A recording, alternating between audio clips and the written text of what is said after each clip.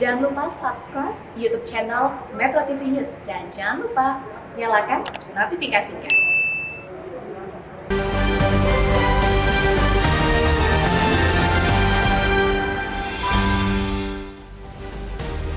Selamat pagi pemirsa. Perguruan tinggi berperan dalam pengembangan ilmu pengetahuan dan teknologi. Pada saat bersamaan, ia menjadi lembaga persemaian kaum intelektual yang peduli dengan kemanusiaan. Fakta memperlihatkan bahwa perguruan tinggi tidak selamanya tegak lurus menjaga muruah persemaian intelektual. Kampus mulai terjebak pada disorientasi keberpihakan dan kemudian mereduksi pemaknaan intelektualitas.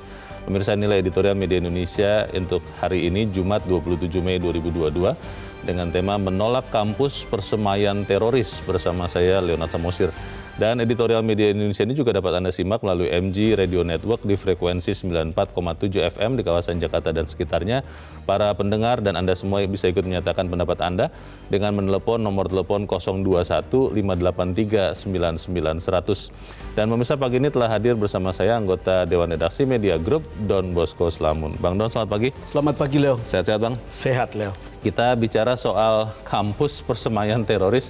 Tadinya saya pikir kampus itu hanya untuk menghasilkan intelektualitas, tapi masalahnya ternyata tidak. Kita akan lihat beberapa berita dulu sebelum kita membahas editorial, pemirsa dan Bang Don. Ya. Ini terkait dengan berita pertama, headline Media Indonesia untuk hari ini. Banjir rob yang terjadi di Semarang dan sekitarnya ya, Bang Don ya. Iya. Ini upaya perbaikan tanggul dipercepat. Ya. Yang saya kira tadinya banjirop ini hanya karena air pasang laut naik, tapi kelihatannya ada beberapa hal lain. Bagaimana, Bang Don? Iya, banjir laut, banjir rob itu karena pasang yang banjir. Ya. Jadi bukan sekedar naik, tapi dia juga banjir. Masuk gitu. ke daratan Masuk gitu ke ya? daratan dan tingginya itu 1,25 meter hingga 2,5 meter. Wow. Itu jebolnya tanggul laut di kawasan industri Pelabuhan Tanjung Emas. Iya. Lalu kemudian air lautnya masuk ke kota Semarang, Pekalongan, Kabupaten Pemalang, Kendal, Batang, dan seterusnya. Jadi memang ini gejala alam di mana pasang itu begitu tinggi. Jadi kalau lihat begini, akhirnya merepotkan semua dan katanya kalau dilihat berita ini ada 19.000 orang yang terkena. Oke. Lalu kemudian sekarang sudah ada sejumlah pengungsi. Yeah. Dan kita berharap sekarang pemerintah daerah maupun Menteri PUPR sedang bekerja keras untuk mempercepat penutupan tanggul itu. Apakah ini juga mengkonfirmasi bahwa climate change, Bang, perubahan iklim, itu juga membuat permukaan air laut naik begitu rupa dan akhirnya kota-kota pesisir Semarang, mungkin Jakarta juga itu terancam dengan serius, Bang? Itu betul, itu high alert bahwa ada perubahan iklim yang kemudian kita kemudian mengalami bencananya. Yeah. Karena di Semarang itu juga ada ahli di Undip mengatakan ini karena penurunan tanah, permukaan tanah itu 10 sampai 13 cm. Oh. Kasus yang sama kan bisa terjadi di Jakarta yang sudah nyata bahwa itu ada penurunan permukaan tanah. Jadi kita memang harus siaga untuk itu. Baik. Semoga kita semua bisa antisipasi, jangan sampai setelah kejadian baru tergagap-gagap begitu ya, Bang Don. Betul ya. Kita tinggalkan itu, kita ke berita selanjutnya, kali ini dari halaman 3, halaman kolom politik terkait dengan penjabat kepala daerah. Dikatakan di berita ini penunjukan penjabat belum transparan. Ya. Memang harus transparan, ada aturan yang mewajibkan atau seperti apa sebetulnya? Aturannya memang tidak terlalu jelas, karena itu dalam berita hari ini di-appeal atau diminta supaya Presiden membuat peraturan pemerintah atau PP gitu. Tapi kan pertanyaan kita kemana aja sebelumnya, karena kan ini kan soal masa jabatannya kan pertama lama. Kedua, ini kan ada prasangka politik. Pileg dan Pilpres 2024. Kalau ada orang yang ditunjuk di situ lalu kemudian ada ada gendongan politik di belakangnya, orang mulai berprasangka jangan-jangan nanti ini penyelenggara pemilu di tahun itu yang notabene oleh para pejabat ini jadi wasit tapi juga sekaligus jadi pemain, kira-kira gitulah prasangkanya. Jadi kalau lihat seperti itu masuk di akal kalau orang kemudian merasa tolong dong harus diperhatikan betul gitu. Dibuat aturan yang semua orang tahu dan terang benderang begitu ya, Bang? Betul. Oke, kita harapkan bahkan ada yang mengusulkan harus di fit and proper secara terbuka gitu. Oke, walaupun fit and proper juga bisa jadi ajang sama saja, banyak juga yang Oke, ya sudah, kita ikuti saja nanti perkembangannya seperti apa, karena sejauh ini kan sudah ada beberapa penjabat dan akan makin banyak lagi penjabat yang akan ditunjuk ya. Kita tinggalkan itu, kita ke berita selanjutnya kali ini dari kolom Megapolitan di halaman 5 di harian Anda pemirsa. Terkait dengan DKI Jakarta, ganjil genap tidak efektif. Tadinya saya pikir ini efektif Bang, karena bisa mengurangi kemacetan. Kalau kita punya kendaraan yang tidak pas dengan tanggal kan kita tidak akan jalan. Bagaimana Bang Don? Betul Leo. Jadi memang dulu gagasannya kan supaya tidak macet, lalu kemudian lebih ekonomis karena orang tidak perlu berlama-lama untuk beli bahan bakar karena dia jalan macet kan. Tapi faktanya adalah kemudian kemacetan itu berpindah ke jalan non ganjil genap kan. Jadi kalau ada giliran ganjil, orang kemudian cari yang genap, cari jalan-jalan yang lain. Cari jalur selain ganjil genap. Dan itu kemudian menimbulkan kemacetan di mana-mana. Tapi poinnya adalah awalnya kebijakan ini sebenarnya kebijakan transisi. Tetap saja yang dibutuhkan adalah membangun infrastruktur lalu lintas yang lebih besar. Mestinya ketika ini tidak, kita ini kan setiap hari mengalami itu. Jadi tetap aja kemacetan terjadi di mana-mana. Yang dibutuhkan sebenarnya pembangunan. Dulu orang bicara, udahlah ada triple decker, ada double decker, di mana-mana sebagai kota besar, metropolis dengan penduduk 10 juta yang hidup di malam hari, mestinya kan memang begitu banyak jalan layang di sini harus dibangun. Idealnya adalah jalan di bawah tanah, subway sehingga transportasi umum itu bisa digunakan secara optimal begitu. Tetapi kita belum lihat itu sampai ke sana. Tapi harus diingatkan. Ya pemerintah daerah, Pemda DKI, lalu kemudian pemerintah pusat, ya betul-betul serius. Kalau tidak itu betul-betul stuck. Mana? Pembangunan itu masih akan terus dilanjutkan meskipun ibu kota nanti akan pindah begitu, Bang? Tetap harus, tidak pernah berkurang. Nanti Jakarta itu tidak akan pernah berkurang, daya tariknya tetap tinggi. Karena ada yang juga berpikir begitu. Tidak. Jangan-jangan pembangunan di Jakarta berhenti begitu ibu kota negaranya pindah begitu kan? Baik, kita nanti ikuti perkembangannya seperti apa. Kita langsung ke editorial. Editorial hari ini diberi judul Menolak Kampus Persemaian Teroris. Ini sudah lama sebetulnya kita tahu Bang, dan terbukti beberapa kali ada penangkapan di situ, dan terakhir ini terjadi di Malang ya. Betul. Apakah memang benar ini masih terus menjadi bahaya laten? Karena kan kalau kita mengetahui sebetulnya sudah lama ini deradikalisasi dilakukan. Apa itu berarti tidak efektif atau bagaimana Bang Don? Leo, angka-angkanya meyakinkan kita bahwa masih jauh jalan kita untuk menyelesaikan kasus ini atau masalah-masalah terorisme ini. Bahkan kalau lihat angkanya misalnya pada tahun 2021 saja yang ditangkap itu 370 teroris. Tahun 2020 itu 200 lebih teroris yang ditangkap. Lalu kemudian sekarang tahun 2022 baru sampai bulan Maret aja sudah hampir 60 orang. Kalau lihat seperti, dan kemudian ada dari kampus, termasuk kampus yang kemarin ditangkap itu. Dan ada beberapa, misalnya di Riau, lalu kemudian ada di beberapa tempat yang lain, bahkan ada yang alumni dari kampus itu, kayak di UNER pada waktu itu ada alumninya yang katanya sudah di DO yang bom di Surabaya tahun 2018. Kalau lihat ini, kita masih jauh dari menyelesaikan urusan-urusan seperti ini. Makanya editorial media Indonesia hari ini mengangkat itu. Terorisme dianggap, atau sekarang kan kita kenal itu sebagai extraordinary crime. Korbannya banyak, pelakunya tak berperi kemanusiaan. Jadi ini kisah tentang persoalan-persoalan kemanusiaan. Dan kemudian langkah pencegahannya kan bukan tugas BNPT saja. Kalau menurut editorial ini banyak institusi, termasuk keluarga, kemudian sekolah, termasuk pendidikan tinggi. Lalu kemudian terorisme itu jadi musuh bersama. Mestinya editorial hari ini mengatakan seharusnya terorisme itu jadi musuh bersama, musuh kemanusiaan. Karena itu harus ditolak kampus sebagai persemaian terorisme. Masalahnya Bang, kita sama-sama tahu bahwa mungkin sudah jadi rahasia umum juga. Di kampus ini sudah lama sekali, sudah begitu berurat berakar. Bagaimana itu bisa dihilangkan? Bagaimana kita bisa membuat kampus tidak lagi jadi persemaian teroris? Kita akan bahas itu Bang Don, dan pemirsa editorial Media Indonesia hari ini Jumat 27 Mei 2022, menolak kampus persemaian teroris.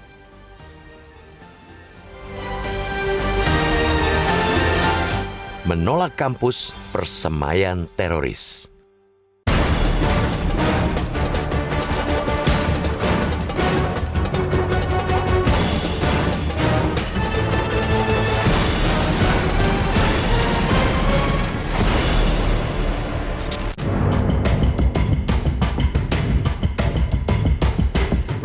perguruan tinggi berperan dalam pengembangan ilmu pengetahuan dan teknologi. Pada saat bersamaan, ia menjadi lembaga persemaian kaum intelektual yang peduli dengan kemanusiaan. Fakta memperlihatkan bahwa perguruan tinggi tidak selamanya tegak lurus menjaga marwah persemaian intelektual. Kampus mulai terjebak pada disorientasi keberpihakan dan mereduksi pemaknaan intelektualitas.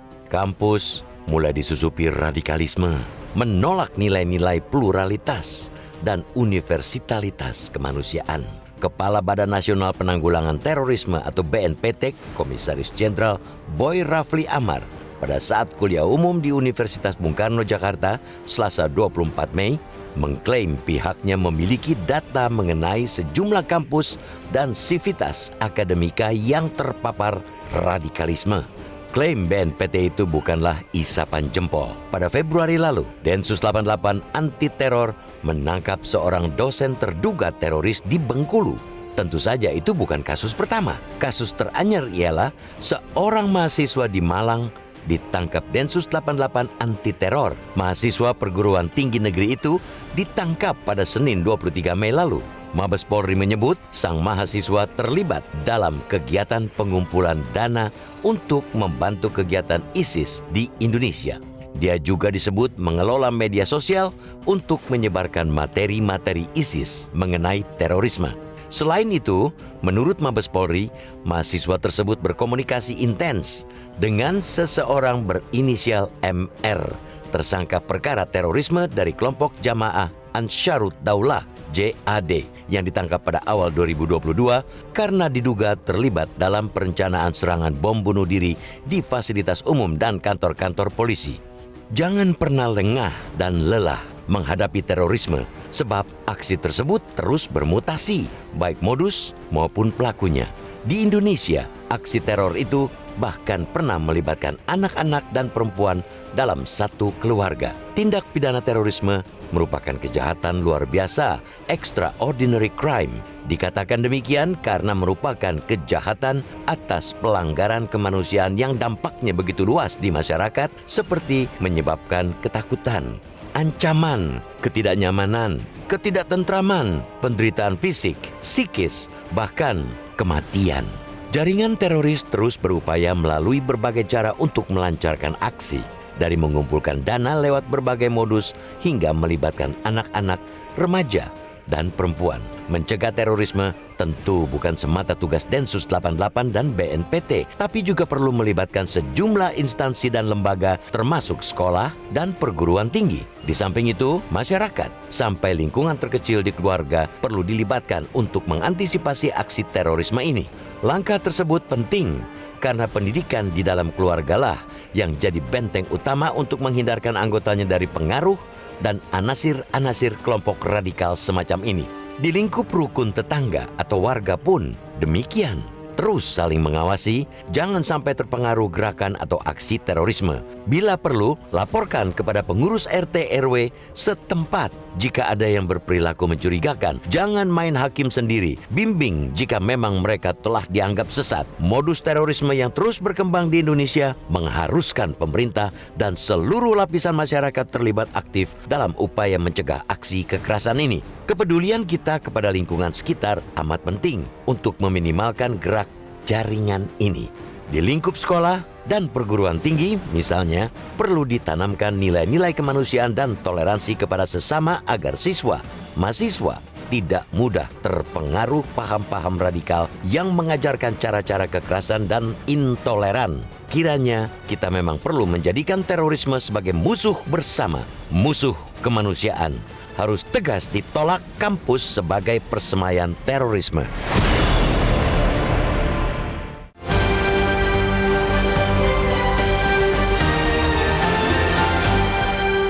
Di bagian berikut Anda bisa ikut menyatakan pendapat Anda terkait dengan editorial pagi ini, pemirsa. Untuk saat ini tetaplah bersama kami.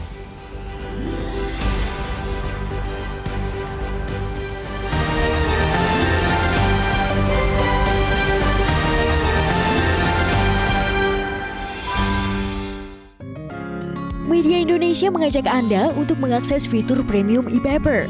Dengan sajian konten berbasis intelektual dan meneguhkan kebangsaan, Media Indonesia tampil dengan lebih dinamis melalui e-paper Media Indonesia yang dapat Anda akses kapan saja, di mana saja. Caranya mudah, download aplikasi Media Indonesia di Android atau ketik link e-paper.mediaindonesia.com atau bisa scan QR Code pada layar kaca Anda. Klik tab e-paper di bagian samping layar tablet Anda, daftarkan data diri, serta pilih paket berlangganan e-paper Media Indonesia sesuai dengan kebutuhan Anda.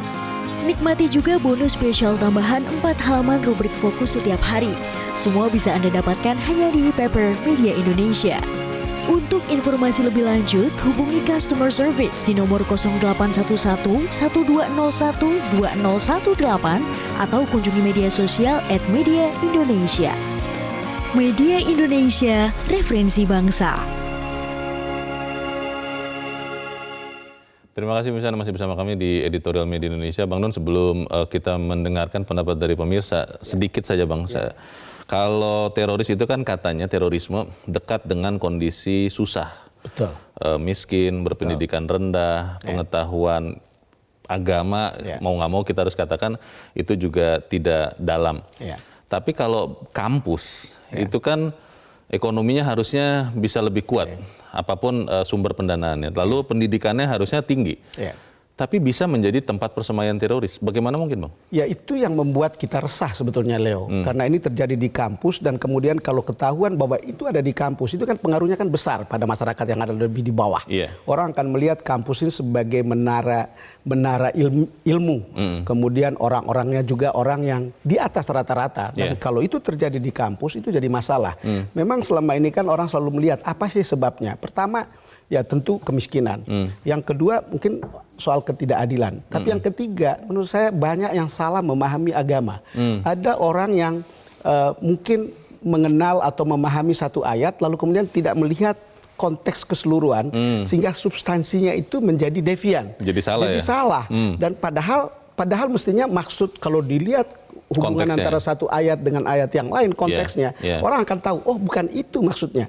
Dinyatakan seperti ini karena faktor A, tetapi secara keseluruhan kalau dilihat konteks secara menyeluruh dan dipahami konteks secara menyeluruh, mestinya tidak seperti itu. Kalau kita lihat seperti ini kan soal berarti bagaimana pengajaran agama. Selalu sekarang jadi soal misalnya, apakah setiap orang itu boleh mengajar? Mestinya ada sertifikasi, standar tentang siapa yang boleh mengajar. Kalau tidak, itu akan membuat banyak orang tersesat, lalu kemudian membenarkan tindakan kejahatan atas nama kebaikan dan atas nama agama. Itu problem besar kita sekarang ini. Gitu. Baik, kita lanjutkan diskusi, tapi silakan. Setelah kita dengarkan pendapat dari pemirsa Metro TV, kita saat ini sudah terhubung dengan pemirsa Metro TV di Cirebon, Jawa Barat. Ada Pak Sunoto. Pak Sunoto, selamat pagi Pak. Selamat pagi Bung Leo dan selamat pagi Bung Don. Selamat pagi Pak Sunoto. Silakan Pak, pendapat Anda Pak. Ya, jadi urut-urutannya pertama itu paham intoleran, kemudian meningkat menjadi radikal, dan meningkat lagi menjadi teror.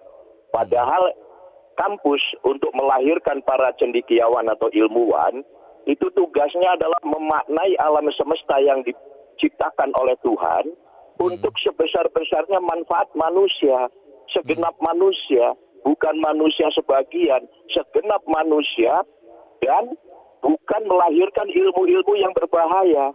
Jadi masyarakat juga berharap, Don, kalau ilmuwan ini tidak melahirkan ilmu-ilmu yang bermanfaat, gak apa-apa. Yang penting jangan melahirkan ilmu-ilmu yang berbahaya. Nol aja gak apa-apa. Sama, rakyat juga tidak berharap banyak kepada pejabat dan aparat. Kalau tidak bisa menyenangkan rakyat, gak apa-apa. Yang penting jangan bikin jengkel rakyat. Yang kedua, tanggung jawab siapa ini? Persemaian atau suburnya teroris ini. Yang pertama adalah tentu Presiden sebagai kepala negara, menteri-menteri yang terkait, rektor dan kepala sekolah, it's me. Kemudian NU sebagai ormas Islam dan Muhammadiyah, ormas-ormas Islam terbesar. Kemana aja itu? Bagaimana mereka mendidik umat untuk tidak melahirkan paham-paham teror? Ya, wong Islam itu mengajarkan, Don, kalau orang sakit aja harus berobat, kok. Di Quran itu kuturunkan penyakit bersama obatnya. Rasulullah juga ketika sakit berobat. Jadi kematian itu pasti, tapi kita tidak boleh mendekati kematian dan mencari mati. Iya kan? Nah, jadi kampus harus bersih dari teroris. Oleh karena itu kampus harus dilakukan sertifikasi. Yang ada unsur-unsur teror itu dibubarkan aja itu kampusnya. Dan bagi sarjana yang mengajarkan hal-hal seperti itu, ijazahnya harus digugurkan. Saya kira itu. Makasih. Baik, terima kasih Pak Sunoto di Cirebon, Jawa Barat untuk pendapat Anda yang konkret dan jelas. Di belakang Pak Sunoto ada Pak Sukarwan di Temanggung, Jawa Tengah. Pak Sukarwan, selamat pagi. Selamat pagi Bang Leo, selamat pagi Metro TV. Selamat pagi. Silakan Pak Sukarwan, pendapat Anda Pak. Begini, ya sekarang itu kan mahasiswa saja Pancasila banyak yang tidak hafal 5 sila itu. Dulu zaman saya sekolah tuh masuk perguruan tinggi ada gojologan, peluncuran, tapi juga ada penataran P4. Pentingnya Pancasila. Mari kita bentuk generasi yang Pancasila sejati dan bernasionalisme tinggi. Nah, kampus, kantor MUI, kantor ANS, PNS di Kabupaten Banten kemarin di siaran itu juga terkonfirmasi teroris dan ISIS. Kalau kampus sampai mencetak sarjana-sarjana teroris, kampusnya gantian dibom saja. Saya jengkel ini. Orang sudah tidak berpancasila lagi. Sudah mau negara Islam. Pancasila dilecehkan sekarang. Teroris-teroris tumbuh karena orang sudah tidak suka lagi Pancasila. Pelajaran pendidikan moral Pancasila sangat penting. Penataran P4 harusnya dihidupkan lagi. Ini masih untung ABRI belum dimasuki teroris. Sebentar lagi ABRI, Akmil, Akabri dimasuki teroris. Jadi apa Indonesia? Baik, terima kasih Pak Sukarwan di Temanggung, Jawa Tengah untuk kegelisahan Anda Pak. Selamat pagi. Di belakang Pak Sukarwan ada Pak Edward di Curup, Bengkulu. Pak Edward, selamat pagi Pak. Selamat pagi Bung Leo, selamat pagi Bung Dan. Selamat pagi. Silakan Pak Edward, pendapat Anda Pak. Persemaian di kampus itu sebenarnya itu cuma penyuburan aja. Sebenarnya teroris itu tidak bisa terbina dalam waktu singkat cuma di kampus. Mereka ini mulai dari SLA itu sudah masuk organisasi atau kasarnya lah pengajian yang radikal, yang radikal. Nah ini yang berbahaya. Begitu mereka masuk kampus, kebetulan mereka punya intelektualitas yang baik, semua yang baik, ekonomi yang baik. Masuk kampus, di kampus mereka ketemu lagi tanpa. Nah yang kita sesalkan daerah saya ini, daerah Bengkulu kan ada satu dosen tempo hari. Ini sangat, inilah kira-kira bahayanya kalau orang punya ilmu, tetapi tidak bisa memanfaatkan ilmunya dengan sebaik-baiknya. Ilmunya seperti kata Bung Don, mereka menafsirkan Al-Quran cuma dalam satu ayat, tidak melihat konteks yang sebenarnya apa yang dimaksud dengan ayat itu dan kaitannya dengan ayat yang lain. Nah itu benar itu yang dikatakan Bung Don. Jadi kita harapkan seluruh lapisan masyarakat ini menyadari dengan sebenar-benarnya, betul bukan cuma tugas BNPT untuk menanggulangi ini. Ini juga tugas seluruh bangsa dari yang terkecil, mulai dari RT. Kalau ada hal-hal yang tidak dianggap agak nyeleneh, ini kan pembinaannya bukan mereka ditanami, dicekoki dengan ajaran-ajaran radikal ini dari dasar sehingga mereka terbina. Kita lihatlah, ada yang satu keluarga sanggup mengorbankan dirinya dengan anak istrinya. Ini kan sudah luar biasa kejadian ini. Nah, janganlah bebani bangsa ini dengan hal-hal yang tidak perlu. Islam itu rahmatan lil alamin. Kalau penceramah agama, sayangnya kita nggak bisa seperti Bung Don harus sertifikasi. Nanti dikatakan kriminalisasi mendiskreditkan penceramah agama. Ini yang susahnya di bangsa ini.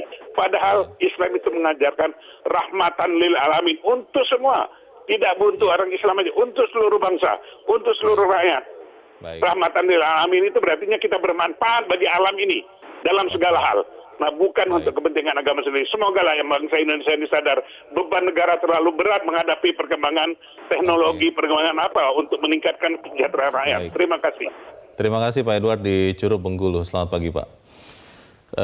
Kalau kita melihat gambaran dari masyarakat dari 3 penelpon ini Bang, sebetulnya sudah mengerti persis masalahnya ada di mana.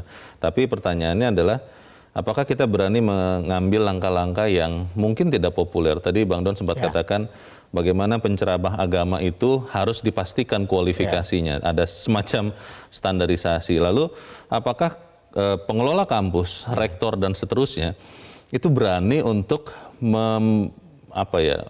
mengklasifikasikan yang mana yang masih bisa dilanjutkan, mana yang tidak. Bagaimana, Bang? Iya, Leo, sekarang kan tidak bisa kita paksa siapapun. Iya.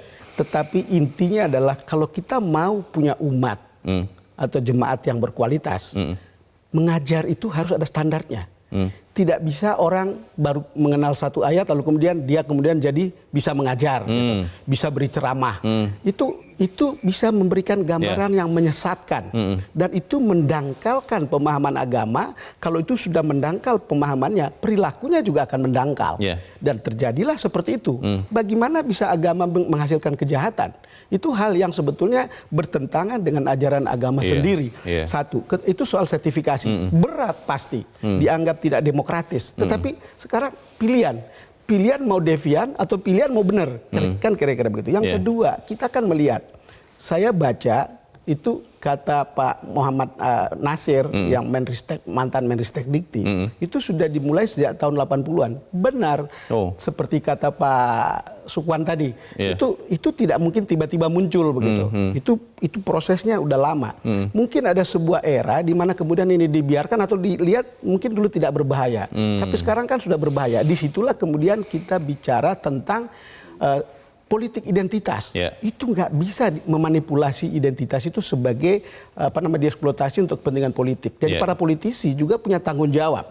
Karena pembiaran itu kan sering juga dilakukan oleh para politisi dan bahkan amplify itu dilakukan mau cari bersikap populis lalu kemudian berpihak pada hal-hal seperti ini. Kalau seperti ini dibiarkan, itu berbahaya untuk kebersamaan kita sebagai bangsa. Toh kelompok ini sebenarnya bukan besar-besar sekali. Kan NU sama Muhammadiyah kan paling gede. Kalau lihat seperti itu juga betul pertanyaan tadi itu, kemana mereka? Dan itu kita minta tanggung jawab organisasi-organisasi besar ini untuk kemudian bisa mengatasi dan mengurangi hal-hal seperti ini. Kasihan bangsa kita kalau itu berjalan terus. Baik, langkah jangka pendek, Bang, untuk membuat kemudian bukan hanya BNPT yang bergerak tetapi semuanya itu seperti apa, kita bahas di bagian berikut. Pemirsa tetap bersama kami, Editorial Media Indonesia segera kembali.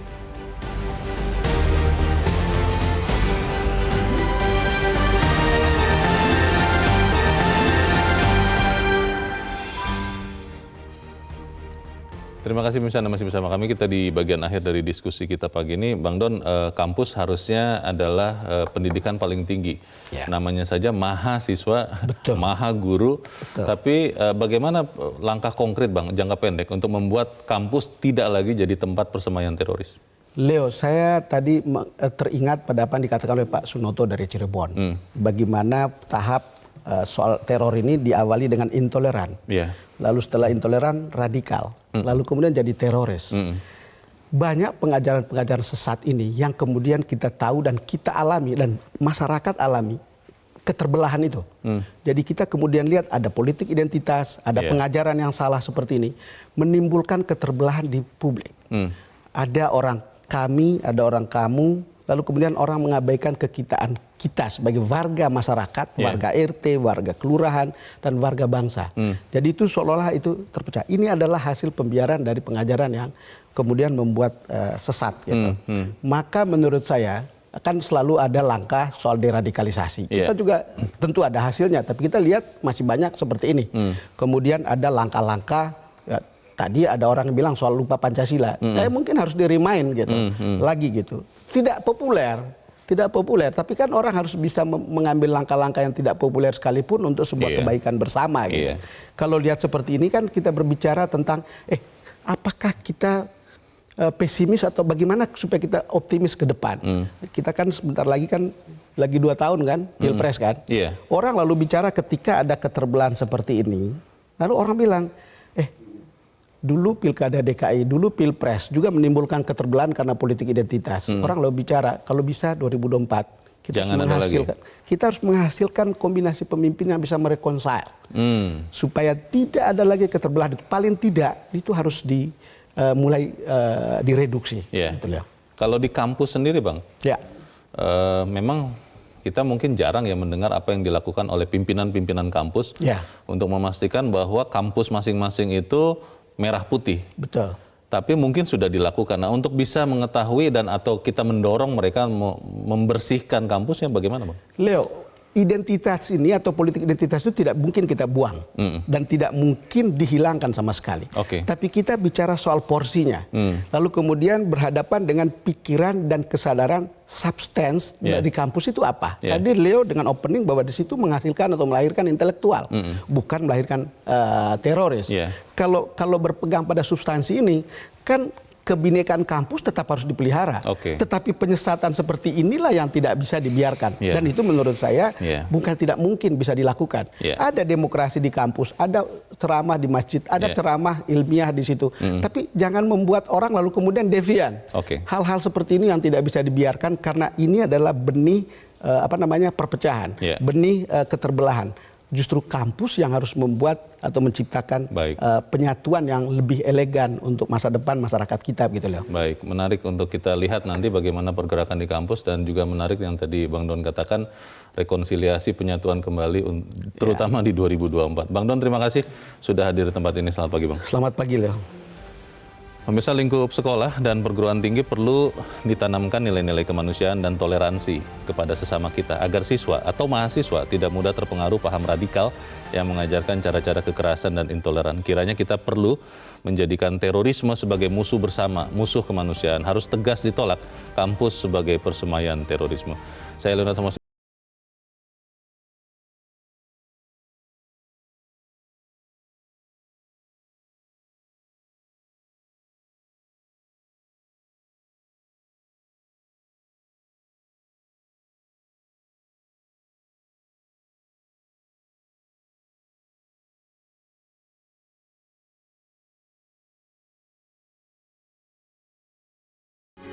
Metro TV